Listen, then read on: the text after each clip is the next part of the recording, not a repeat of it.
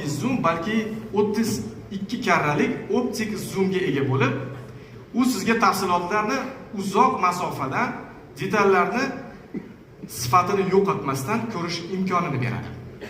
Tunda esa u kuchli infraqizil yorug'lik yordamida 150 metrgacha masofani sizga ko'rsata oladi. Sodda qilib aytganda, bitta kamera 10 ta oddiy kamerani o'rnini bosadi.